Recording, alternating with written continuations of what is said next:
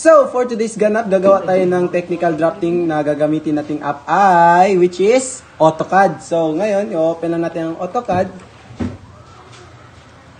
Yan, hihintayin lang natin. So, yun na nga guys, hinat namin yung video dahil matagal siyang bumukas. So, ngayon, check muna natin yung UN, magko-command UN lang kayo. Yan. So, lumabas. Precision is 00. Dapat naka-millimeter siya guys ha. Tapos naka-decimal. Yung precision niya is to 0. Yan. So ngayon, gagawa tayo ng rec. Magre-rec tayo. Yan. Yan. Lagay lang natin laki at pahaba niya guys is 800 by 300. Yan guys. So nakita niyo naman guys. I-zoom namin guys ha para makita nyo. Yan guys. Yan ang kinalabasan ng ng rec natin. So, yan. So, i-explode muna natin yung rectangle, guys. So, nakikita natin na explode na. Then, escape muna tayo. Command O tayo para i-offset yung ginawa natin. So, magsa-select lang tayo ng object. Yan. Set natin to 400. Yan. So, nakikita ninyo. So, na-offset na natin siya, guys. Mag-offset pa tayo ng isa ngayon, magkabilaan. Offset na naman natin siya to 100. Side by side siya para magiging 200. Yan. So nakikita natin guys, in-offset na siya sa 100. Offset tayo sa kabila ng 100 din. Yan. Yan. So susunod na gagawin natin ay magti-TR lang tayo. Command TR tayo. So yun, nabura na nga guys, no? So ngayon magti-TR tayo dyan sa gitna. Yan, tapos magko-command L tayo para sa line. Command L tayo para sa kanyang line. Yan. Yan.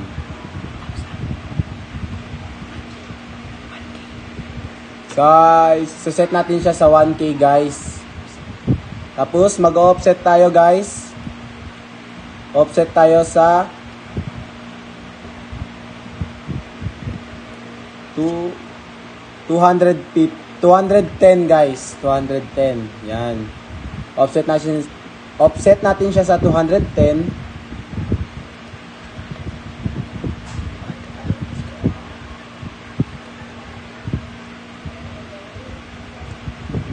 Sa 200 pala guys, sorry mali. Sa 200 then ang kasunod guys ay magko-command TR na naman tayo upang ibura. Yan, ibubura natin ang mga di kailangan. Yan. So nakikita natin guys, malapit na tayo matapos. Kita nyo naman yung wall na yung footings natin diyan, yung mga column. Yan. So susunod na gagawin natin guys, mag-offset tayo. Offset natin yung line na nakikita nyong pahaba. Offset natin sa 50. Yan. Side by side guys ha. 50 sa kaliwa, 50 sa kanan. Yan. Next guys, gagawa tayo ng magko-command tayo ng L.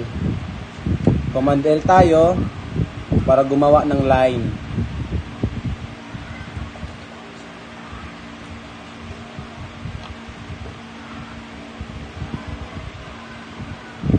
Lagyan natin. So yan guys. So nakikita nyo, ginagawa na namin yung sa baba ng foundation. Tubo yan guys ha. I-imagine nyo lang na tubo yan sa totoong ginagawa namin. So ngayon mag-offset tayo guys. Offset natin yan sa baba. Offset natin yan sa baba. Offset natin sa 166. Then 218. Offset natin kaliwa at saka kanan. 218. 118.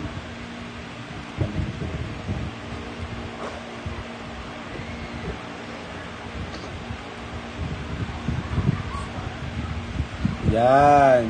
So Yan, so nakikita natin guys, magko-command TR tayo ngayon.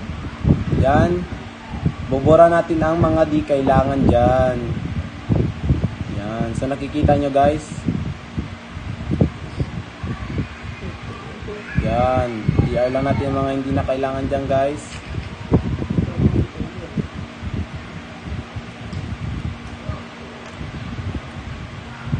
So, mag-escape tayo at saka pipindutin lang natin ang mga hindi kailangan yan guys. Kung hindi siya mati-TR, pindutin lang yan. So, nakikita nyo may lumalabas na blue guys.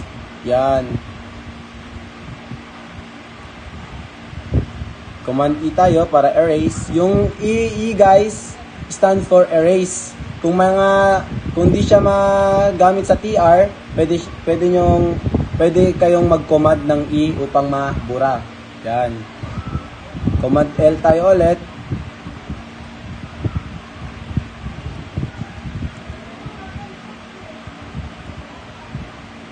Yan.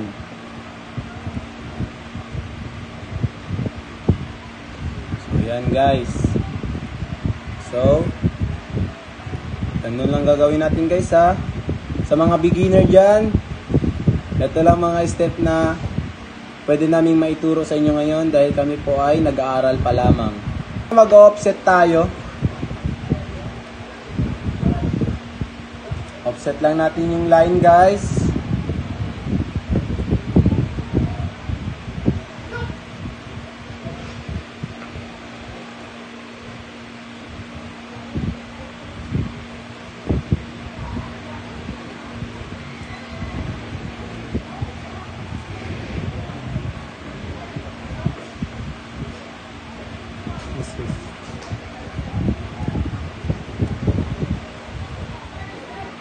Okay. So ngayon magko-command sa TR tayo ulit guys dahil ito ay mahabang-habang gagawin natin. So yan. Sa mga mag-ICT dyan, go lang, carry nyo yan. Yan guys. Nakikita nyo naman guys, command E lang tayo para mabuti. So magko-command F tayo para sa fillet. Yan. So, na-fillet na siya guys.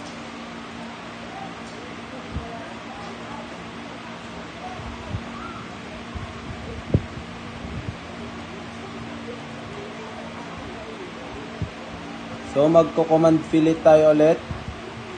Ay, namali yung pagpindot. Sorry. Command F lang tayo guys para sa fillet.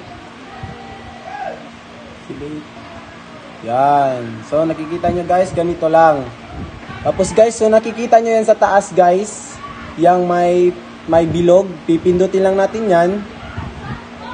Yan. Yan. Tapos copy lang natin guys. Copy lang natin yung bilog para same lang sila. Para same lang yung laki ng circle. Yan.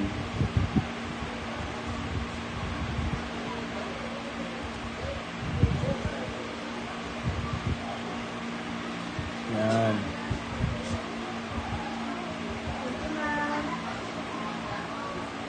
Bale, walong bilog ilalagay natin yan dyan guys ha.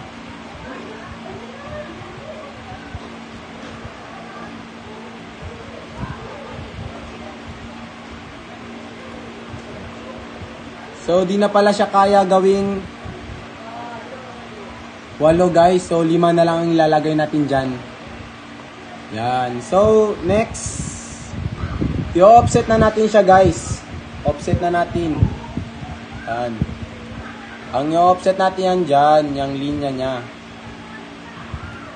Yan. Offset lang natin sila 100 by 100 guys.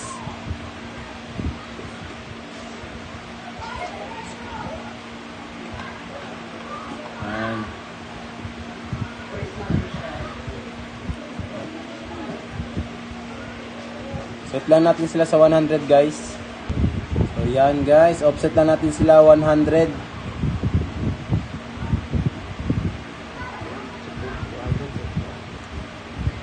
Yan. So ngayon guys, mag-offset tayo sa 200 para sa maliit hanggang palaki tayo guys. Yan.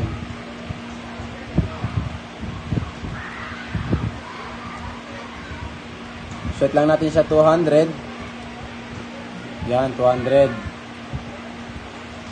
Set lang natin 200. Yan guys. So, ngayon, magko-command TR tayo upang ibura ang mga yang nalalampas. Nakikita nyo naman guys, may lampas-lampas yan. May sobra-sobra pa. Yan. Yan. Yan siya. Lapit na tayo matapos. So yan. Bubura lang natin. Yan guys. Enjoy talaga sa ICT guys, promise. Di talaga kayo magtatampo niyan. Enjoy talaga sa ICT guys. So ngayon guys, magko-command L tayo guys. Yan. Kuha lang tayo ng line. Yan natin dyan. Yan. Yan. So, ginawa namin ganun guys upang makita niya talaga yung mga text kung saan ba siya nakabase sa mga ginagawa namin.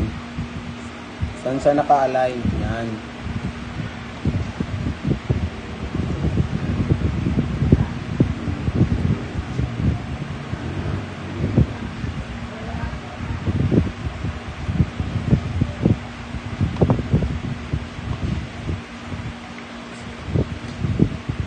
So, magko-command TXT tayo. TXT stand for text. Yan, lalagay natin mga pangalan.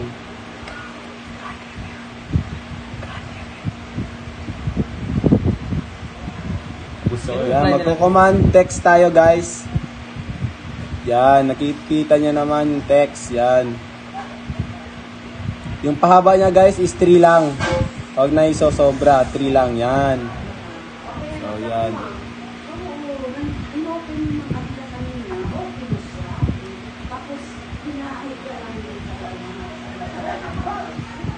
So yan guys, column yung pangalan niya, column. So guys, yan.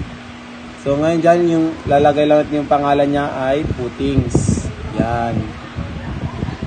So ngayon guys, magko-command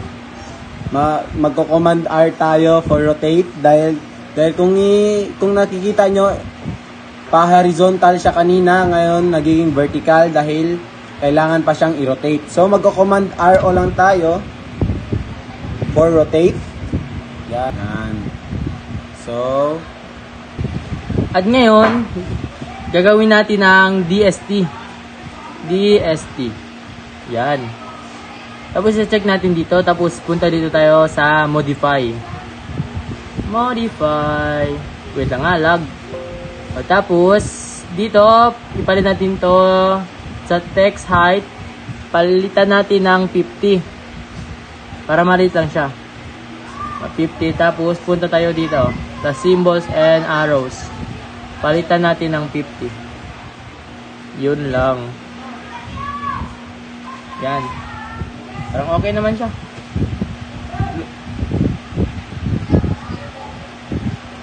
Tapos punta na tayo sa DLI. Yan. Oh. Eto, pindutin natin to. Eto, tsaka eto. Oh, di ba? Lumabas na 300. Oh, tapos eto, backscape lang tayo, tapos pindutin natin to. So,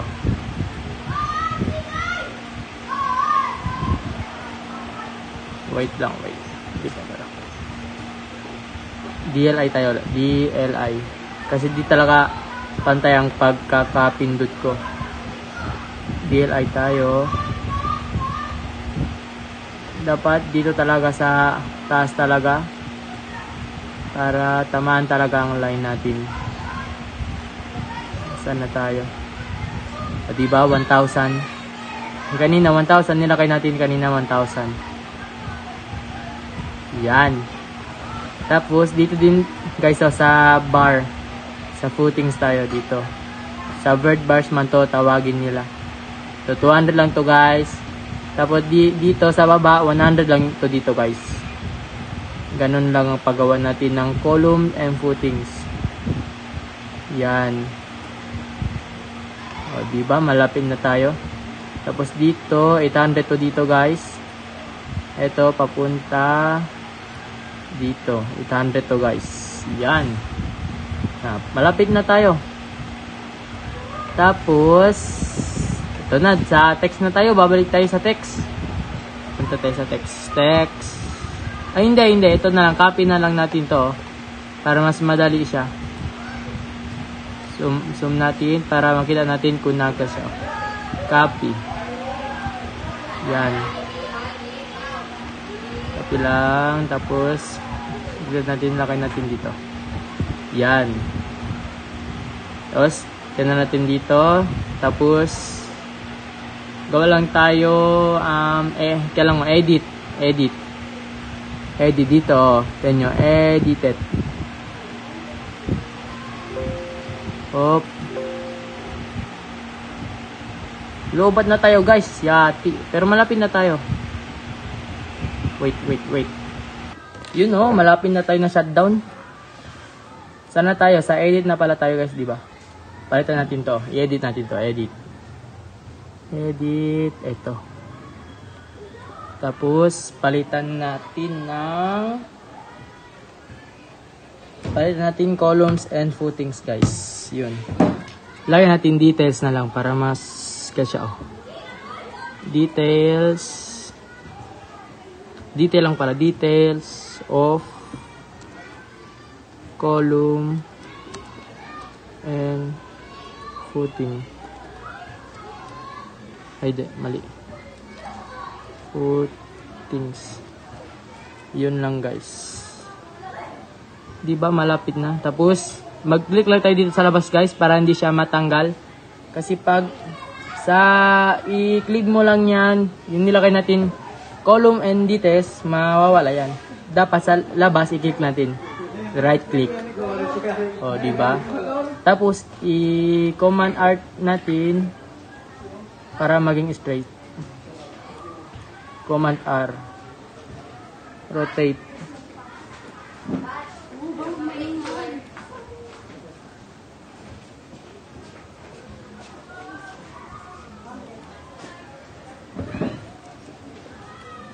Di siya makakilo. Rotate guys. Di siya straight. Rotate. Dapat straight talaga siya guys. Wait lang, tagal talaga. RO, command RO tayo para ma-rotate siya guys. Yan lang. Command RO. Diba? Dali lang.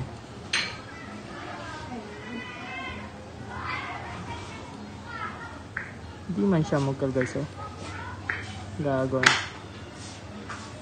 Ito lang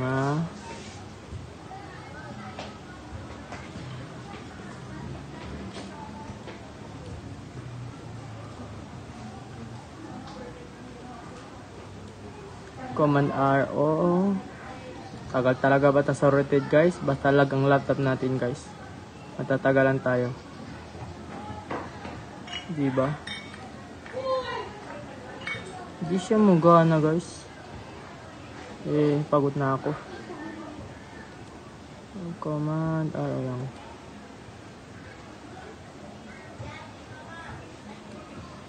O yan, tama na yan guys. Straight naman nata siya. Okay na. Tapos to i-move natin. Move.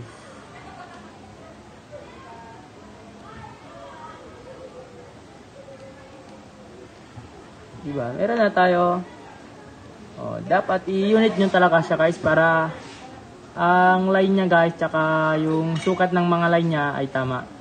Tapos gawin nyo sa 0, 0. Isang 0 na ilagay nyo sa unit natin. Diba? First nagawa tayo rec. Tapos binuo natin to. Tapos reg na naman. Para ibuo to. Line muna. Tapos ito. Yan. Tama na tayo yan guys.